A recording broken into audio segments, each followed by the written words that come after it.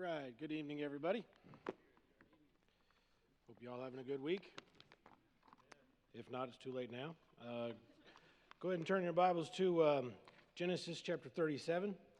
Genesis chapter 37. It's good to be here tonight. I don't know about anybody but you, but I've been praying for my kids on the youth trip, but I've been kind of praying that they have a mildly bad time. And the reason is because I remember going to church camp. The church camps you remember the most are the ones where there was always something that kind of went wrong, like the air conditioning went out, or you kind of had a miserable time. And those are the ones you always remember the most, right?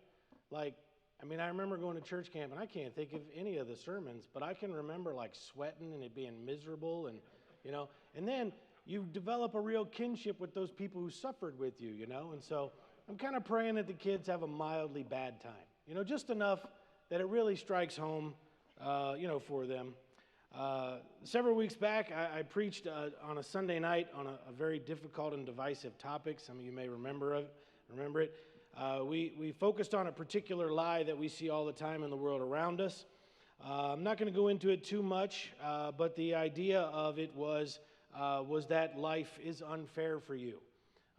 And this particular lie takes many forms. It takes the lie in our world today of life is unfair for you if you are a certain race, or if you are a certain gender, or if you are a certain age, or a certain economic background, or any number of different things. We talked about how that lie, it sort of resonates with us. It's very alluring.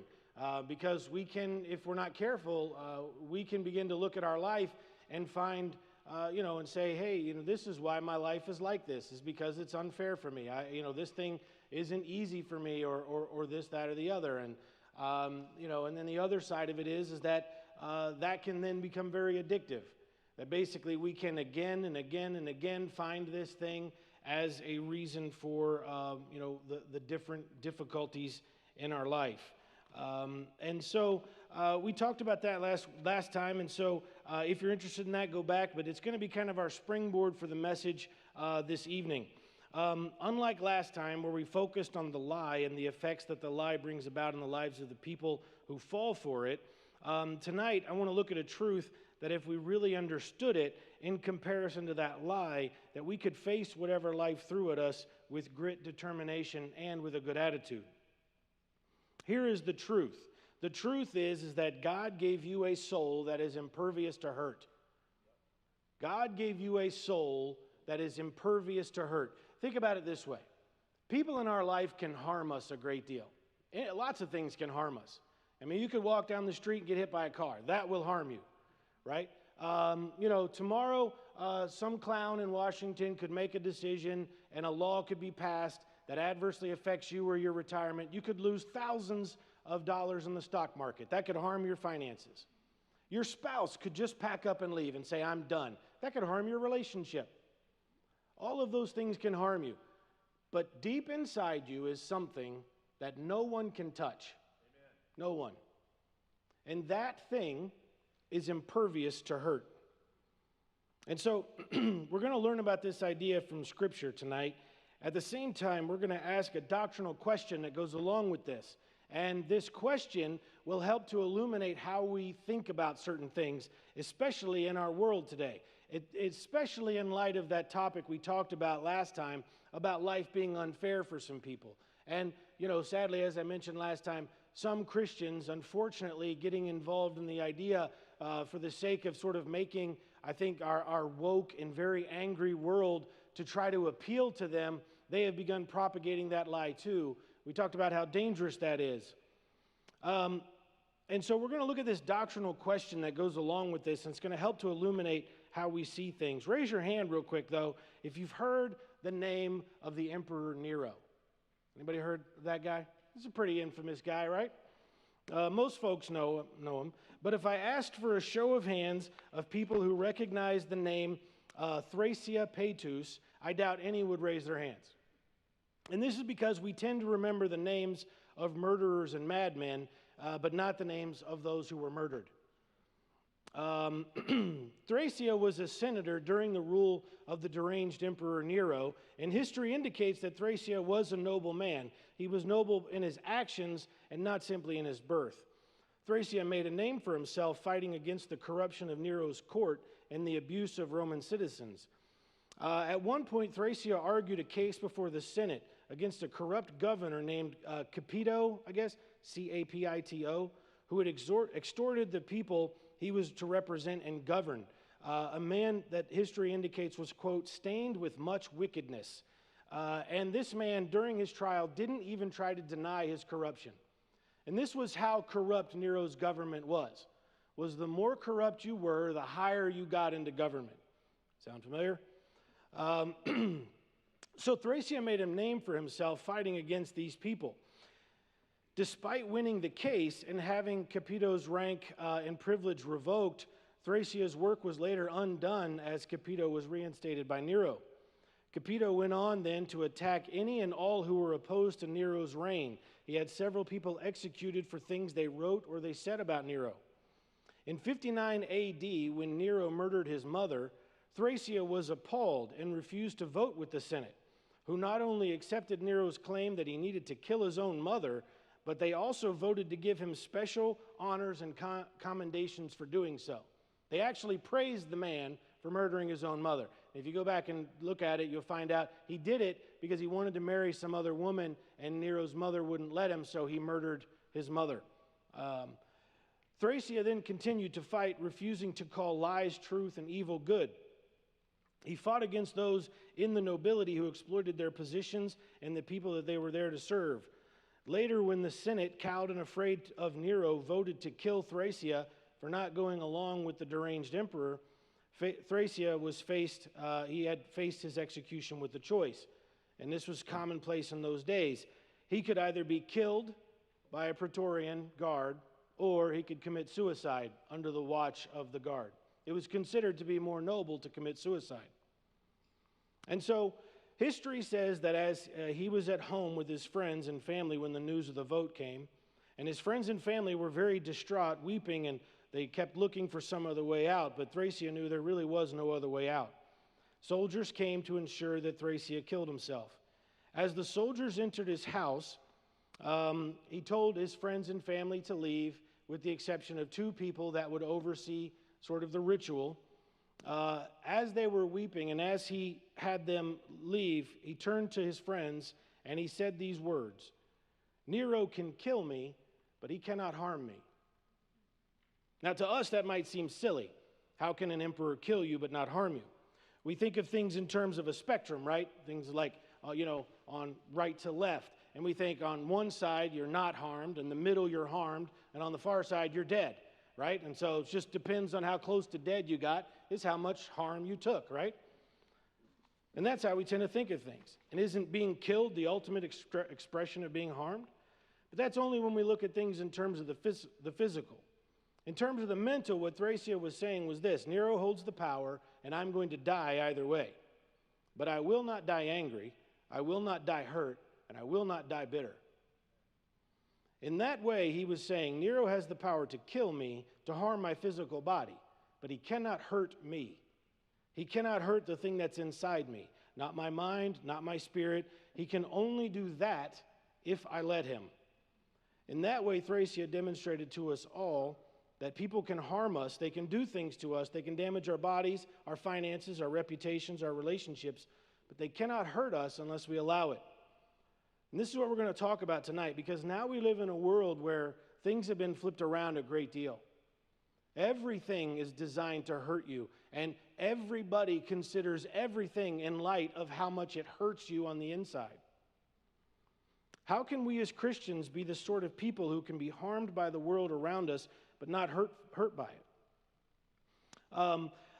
How can we, for the sake of tonight's lesson, I'm going to use harm in the sense of a physical thing, like harm to our person, harm to our finances, or whatnot. But I'll use the word hurt to mean more of an emotional sense.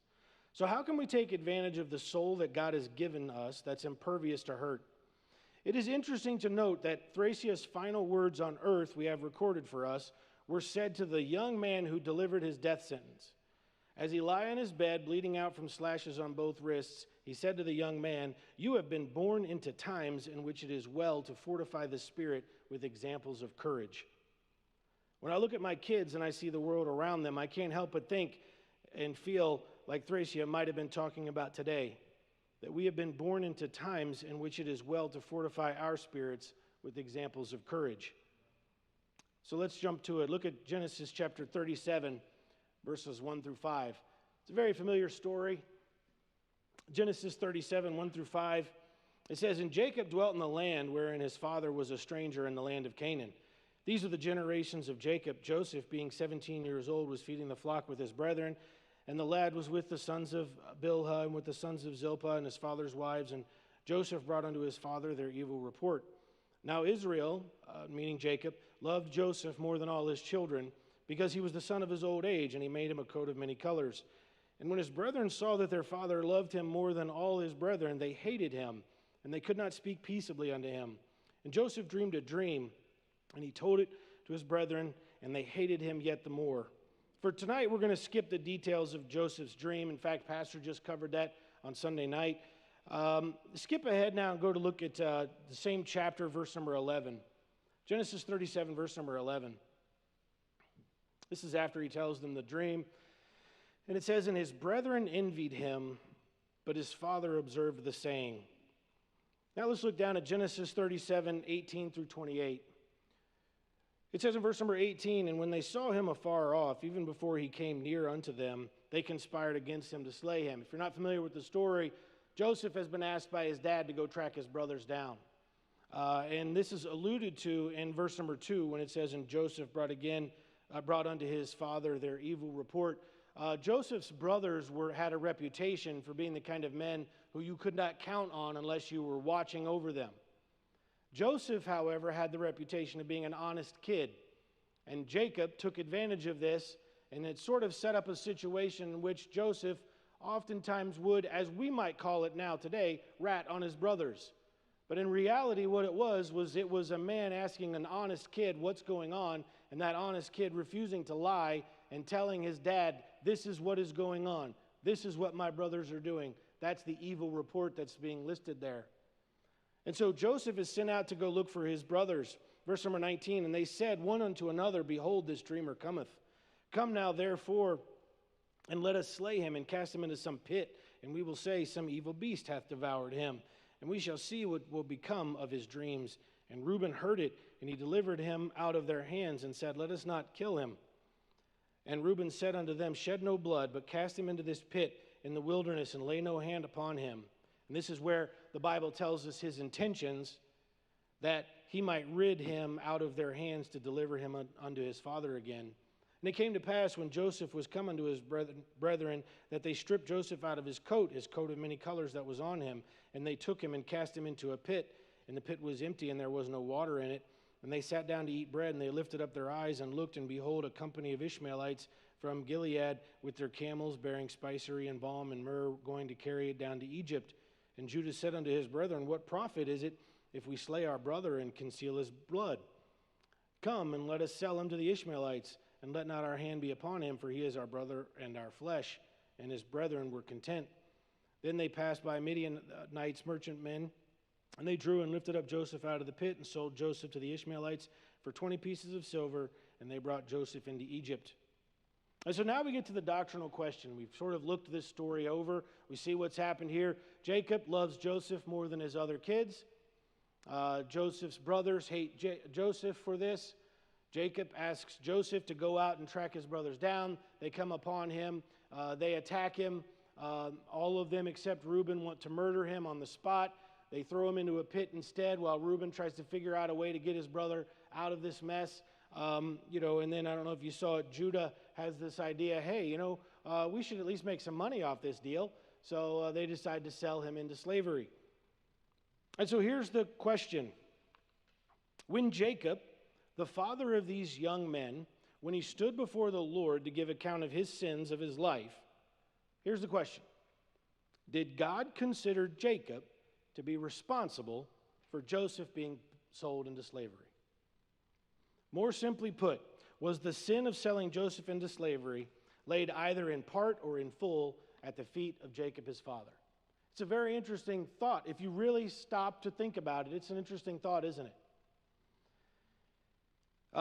Consider what the Bible's told us. We saw that in Genesis 37, 3 and 4. We see it says, Israel loved Joseph more than all his children because he was the son of his old age and made him a coat of many colors. When his brethren saw that their father loved him more than all his brethren, they hated him and could not speak peaceably unto him. Jacob's favoritism of Joseph angers his other sons to the point that they hate Joseph. We mentioned that Joseph appears to have developed a sense of honor and honesty at a young age. He's only 17, but his father trusts him to tell him what his brothers are doing when they aren't around. And in verse number 11, notice something that I think oftentimes when people read this verse, they don't put together the implication here. In verse number 11, and his brethren envied him. You see, there's a reason why envy is considered one of the 10 commandments. Envy is a very serious thing, but it's one of those things we often don't really take all that seriously. And the reason for that is because we have a lot of envy in our heart, but we think it's okay because we don't act on it. We're not out there selling our brothers into slavery. But either hatred has turned to envy or envy has turned to hate, but now they are jealous of their brother too. Does this sound familiar? Sound at all like what we talked about a few weeks back? I don't want to re-preach the lesson from before, but hopefully you can see the lie that life is unfair for me in this story as well. Is it really such a stretch to think Jacob's sons thought the situation was unfair for them? It's unfair that my dad doesn't love me as much as Jacob. It's not right. And so the question is Jacob to blame for Joseph being sold into slavery? If you really think about it, it's an interesting question. Consider also how the world today might describe Joseph. Because today the world would tell us that Joseph was only good because his dad loved him. That's what the world would say today, right? The world would say that he has privilege of one form or another. And it's true, Joseph did have favor. If we're being very honest, Joseph was the right race, he was wealthy, and his dad loved him. And so perhaps that was the only reason why he was good. Of course, if this was the only story you read in the Bible, you might agree with that worldview. But what of Samson? Was there ever a man born with greater potential than Samson who threw it all away? And what about all of his privilege? What did it avail him? What about Rehoboam? He was the right race, he was wealthy, he was educated, and he was favored. He wasn't even a novice. He took over the kingship into adulthood, and he was still a fool. Joseph is, in fact, yet another good example in that he did have privilege, but he lived up to it and was worthy of it. Joseph only was what he was because of how he started out, and his brothers only were what they were because of how their father treated them and their brother. That is the message the world tells us today. I can't be held responsible for my actions because things aren't easy for me. And since sin is a violation of God's laws, we could reasonably say Jacob, at the very least, is guilty of committing the sin in Ephesians 6:4, right? Fathers, provoke not your children unto wrath, but bring them up in the nurture and the admonition of the Lord. I mean, it's very clear that Jacob had some seriously glaring flaws in his ability as a father, and that brought about wrath in the lives of his children. We don't need to turn there, but again, I think also when we think about this, are actions the sole indicator of our sins?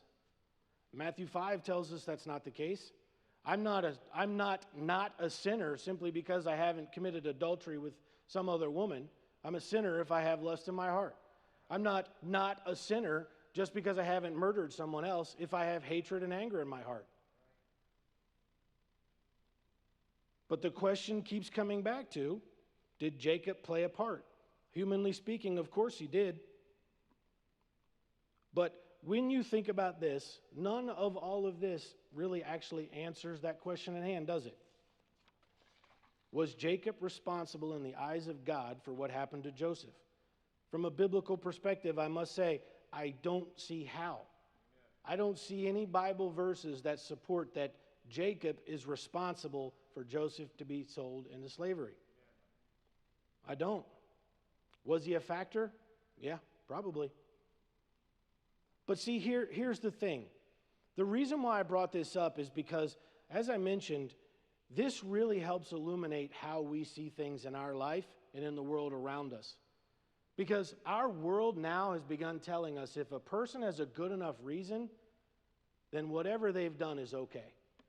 That's okay. And that is like saying Jacob is responsible for Joseph to be sold into slavery. That's what that means. In this very story, we have something, though, that helps us to understand why this is not true. Amen. Look at Genesis 37, verses 21 and 22. It says, "And Reuben heard it, and he delivered him out of their hands, and said, Let us not kill him. And Reuben said unto them, Shed no blood, but cast him into this pit that is in the wilderness, and lay no hand upon him, that he might rid him out of their hands to deliver him to his father again."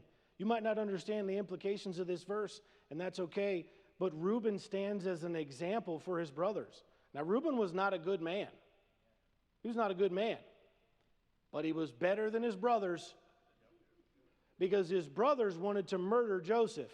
Reuben said, that's a line I won't cross. Here's the thing, though. Reuben was raised in the same home with all of those other brothers. And yet Reuben decided, I'm not going to be a murderer. And the Bible gives us this, so we have this understanding that each of us play a big part in the decisions that we make, and we cannot look at the factors outside of ourselves as an excuse for our behavior. You want another thing to look at that? Look at Proverbs chapter 6. Proverbs chapter 6. If ever anybody in your life ever tries to talk to you about society creating thieves and things like that, there's certainly some stuff to support some of that, sure, right. And the Bible agrees with that. Look at what the Bible says here in verse number 30. Men do not despise a thief if he steal to satisfy his soul when he is hungry. If we stopped right there, that'd be great. It almost sounds like God saying, it's okay. If you steal, if you're hungry, that's okay. But is that what God says? Should we maybe just read the next verse also? But if he be found, he shall what? Restore sevenfold. What he's saying there is that we can understand when a person does this thing. It still does not make it right. History tells us a story of Frederick Douglass, the freed slave and abolitionist and famous orator. One day he was traveling on a train. Douglass was asked to move and ride in the baggage car because of his race. A white supporter rushed up to apologize for this horrible offense, and the supporter said, "I am sorry, Mr. Douglass, that you have been degraded in this manner." How would Douglass respond? Biographies indicate that he wasn't angry and he wasn't even hurt. Instead, he replied, "They cannot degrade Frederick Douglass. The soul that is within me, no man can degrade. I am not the one that is degraded on account of this treatment, but those who are inflicting it upon me." How different is that sentence from the world that we see today, which says that I am constantly degraded and attacked and everything goes against me and life is just terrible, right? How different is that? Go to Matthew chapter 18, verse number 7. Matthew chapter 18, verse number 7.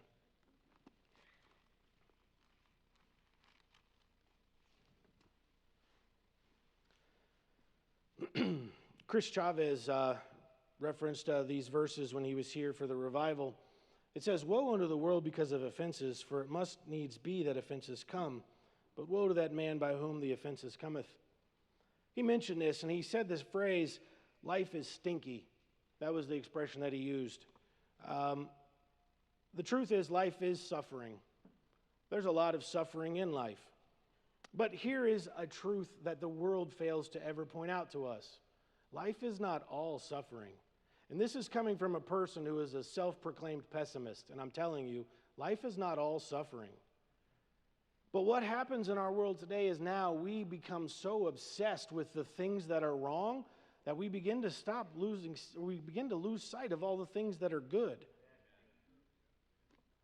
Newsflash, terrible things might happen. Have you ever wondered, why do any of us have kids? If our kids might get hit by a car, get kidnapped, or get cancer. Here's the thing. Life is worth living, even if it's for a short period of time. But that's not what the world tells us, is it? The world reads that story of Joseph, and you know what they take away from that whole story? The one and only thing that they take away from that whole story is that Jacob loved Joseph more than his brethren. Nothing else. Nothing about Joseph, nothing about his character, even on display at a very young age, nothing about the character of the boys in that situation, nothing that might indicate that this is a complicated situation that involves multiple people, and maybe we can't just dumb it down to a single sentence to find one bad person to blame while we excuse everybody else in the story. That's what our world does. And so I'm sad to say, many Christians now are beginning to partake in this same sort of behavior. Philippians 4:8 says, "Finally, brethren, whatsoever things are true," I'm going to skip some of it, "honest, just, pure, lovely, things of good report, if there be any virtue, if there be any praise, think on these things." I learned a lot when I went through the blended families class with Jeff and Debbie. And, it was very interesting and very eye-opening. But one of the things that I came to learn as they kind of talked about divorce and things in a way that I had never really considered was that life doesn't even have to be bad in the middle of a divorce. There can be good in that. I kind of always pictured divorce as like the pinnacle of human suffering, short of Auschwitz. Having seen my mom go through it, and stuff like that, and the fallout of it, having seen several friends go through it. What I came to realize, though, is that we can find good in any situation that we're in. And even looking back on a failed marriage, you can look back on it and say it wasn't always bad. But our world doesn't tell us that now, does it? Our world says that because bad things existed in history, that's all that existed. As though nothing else existed. There are things to enjoy in life right now, no matter what you're going through. You cannot allow the world to take that from you. And so the first point I would make is that life is suffering, but life is not only suffering. When you hear people that talk to you and everything that they talk about is one form of suffering after another, or that is some reason for their political agenda, that should be a huge red flag for you. That this person is not balanced. I'm not saying they have, piles of skulls in their basement, but maybe this person is not the best person to take any kind of advice from. Another thing that I would advise on this situation is this. If anyone has overcome this situation, then so can you. In his personal journal, which was later published under the title Meditations, the Stoic Emperor Marcus Aurelius wrote, "Do not think that what is hard for you to master is humanly impossible. If it is humanly possible, consider it to be within your reach." Reuben is a perfect example of that. Reuben grew up in the same home. He was rejected of his father the same as his other brothers were, and yet Reuben decided, I might be many things. I might sell my brother, but I won't murder my brother. At least I will make that rule in my life. Reuben stands as an example for that. And in our lives, anybody who has ever achieved anything stands as an example for us that we could do the same. Any person who goes through a time of terrible financial crisis and comes out it better, that means we can do it. Any person who goes through a divorce without losing their testimony, that means we can do it. Any person who's persecuted at work and comes out better for it, that means we can do it. Anytime you suffer racism, sexism, ageism, or any other form of bigotry, anyone else who has ever overcome that, that means you can do it too. You can do it too. Now, lastly, I'm going to end with this thought here. When we talk about this idea about a soul that is impervious to harm, again, Marcus Aurelius wrote this quote, "Choose not to be harmed, and you won't feel harmed. Don't feel harmed, and you haven't been. Eleanor Roosevelt said, "No one can make you feel inferior without your consent." Mahatma Gandhi said, "No one can hurt me without my permission." Does it seem as though some people in life, even people who probably were lost, had understood this thing that we often struggle with a great deal? That maybe there is something inside of us that people can only hurt if we allow it. Look at Genesis chapter 50. Genesis chapter 50. Genesis chapter 50 and verse 19. And Joseph said unto them, "Fear not, for am I in the place of God? But as for you, ye thought evil against me. But God meant it unto good, to bring to pass, as it is this day, to save much people alive. Now therefore fear ye not, I will nourish you and your little ones." And he comforted them and spake kindly unto them. See, what Joseph was saying here is that he refused to be hurt by his brothers. Now, he was harmed by his brothers. His entire life was destroyed by them. Joseph was beaten, sold, he was abused, he was imprisoned, lied about, brought low, humiliated, forgotten, and betrayed. But Joseph told his brothers, "Don't worry, you cannot hurt me. You can harm me, but you cannot hurt me." He had complete control of that and chose not to be hurt by the harm that had been done to him. Perhaps there's a guy at work who is sexist or chauvinist. Maybe he does treat you like you're second class to him, but you're not. You don't have to believe it, and him thinking it doesn't make it true. Perhaps there's someone who talks down to you because of your race, like you're stupid. That doesn't make it true, and you don't have to believe it. You don't have to be hurt by it. Maybe that person on the phone was mean to you, called you names, or complained to your boss. That doesn't make it true. You don't have to believe it. You don't have to agree with it, and you don't have to be hurt by it. And Joseph is not the only one. Go to Job chapter 13. Job chapter 13. We'll close with this verse here.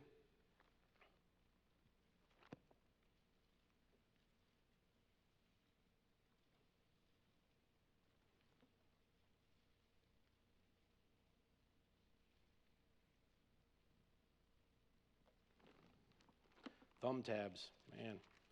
Like when you can't find it, you get old, you can't remember where anything is.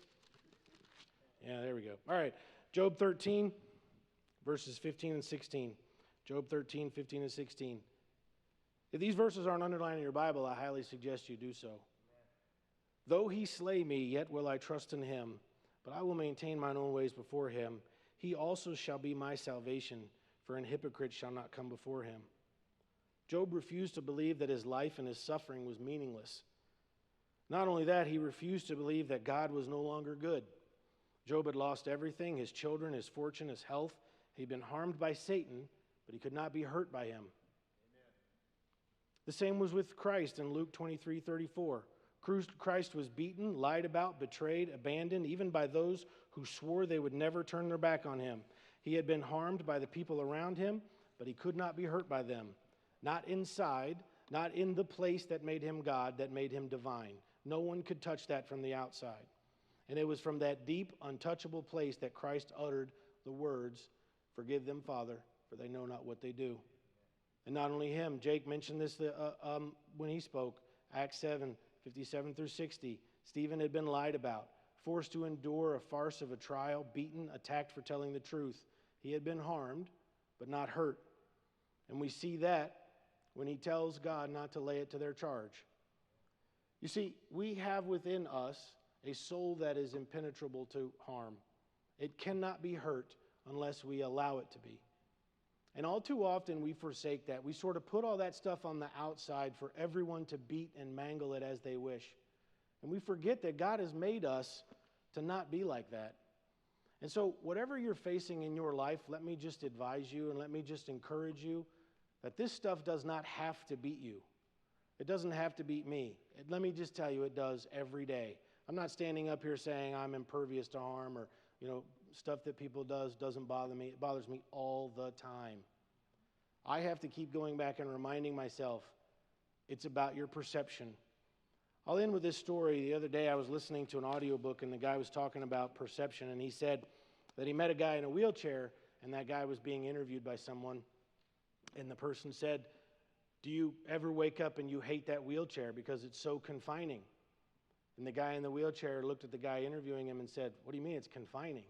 Without the wheelchair, I would be in bed all the time." You see, from our perspective, looking at the wheelchair, it looks like it's confining. But from his perspective out, it is the thing that gives him freedom. And that is how our life works. You don't realize how much power you have in your perception of things.